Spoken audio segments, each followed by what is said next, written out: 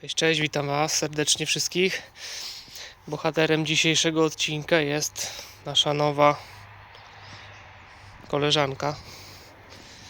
Ale jak zauważycie, coś jej się tu stało. Nie miała wypadku. Będziemy robić lampy. Lampy ogólnie nie świecą źle.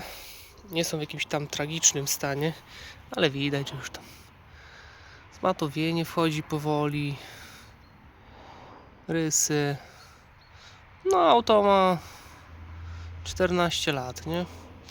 Poza tym soczewka wydaje się ładna, ja potem sobie jeszcze ją zobaczę. Wszystkie uchwyty są i tak dalej, LEDy wszystkie działają, także tutaj pod tym kątem jest ok, ale po prostu to, widać tutaj. To trzeba po prostu zrobić. Od razu przyznaję się bez bicia, to nie jest moje pierwsze podejście do lamp w różnych pojazdach. Wcześniej robiłem tak, że szlifowałem i polerowałem po prostu pastą polerską. Teraz zmieniłem metodę sobie i będzie to moje drugie podejście do czajniczka. W pierwszym samochodzie żony wyszło to naprawdę super. No i zachęcony tym po prostu stwierdziłem, że zrobię też to u siebie tą metodą. Później to oczywiście zabezpieczymy, żeby to było trwałe. A zaczniemy od papierów ściernych oczywiście.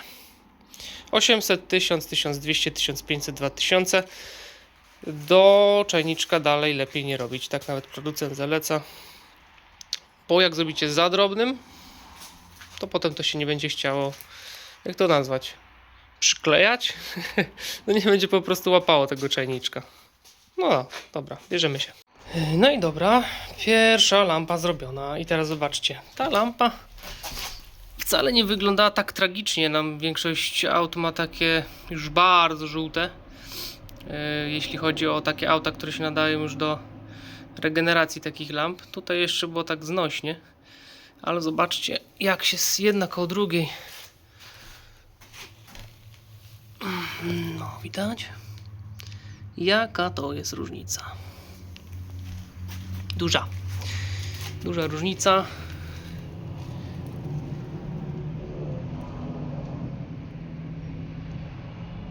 Naprawdę efekt jest super. Dobra, bierzemy się za drugą. No i co? Druga lampa zrobiona. Jak widzicie, jest naprawdę bardzo dobry efekt pracy. Trzeba się trochę napracować, bo to trochę wymaga cierpliwości, żeby to dobrze wszystko zeszlifować, żeby nie porobić zadziorów. Ale różnica jest. Mimo że lampy nie były mocno zniszczone, to teraz są naprawdę super. A w pracy służył mi taki zestaw. Kiedyś lata temu kupiłem, to leżało i ostatnio zacząłem używać i naprawdę wygląda to dużo lepiej niż jak polerowałem pastą. Wydaje mi się, że jest też ciut mniej pracy. No wiadomo, że jeśli chodzi o jakieś tam utrzymanie tego efektu, to powinno się to jeszcze zabezpieczyć moim zdaniem. Niektórzy robią woskiem, niektórzy robią ceramiką. Ja raczej pójdę w PPF. No i jeszcze pokażę Wam zaraz, jak to będzie wyglądało już na aucie zamontowane. No i tak, lampy siedzą już na aucie. Jak widać, wygląda to naprawdę dobrze.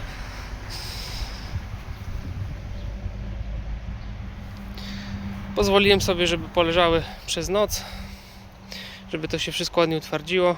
Przed jakimś tam nakładaniem powłok i tak dalej zaleca się, żeby to minimum 24 godziny odpoczęło.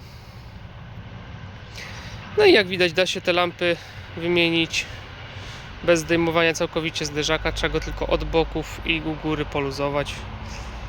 I da się tam lewo, prawo, góra, dół jakoś pokombinować, żeby te lampy wyszły. Także taka robota. Na dzisiaj to było tyle. Jak się podobało, zostaw łapę w górę, subskrypcję. Może jakieś przyszłe filmy będą przydatne dla Ciebie.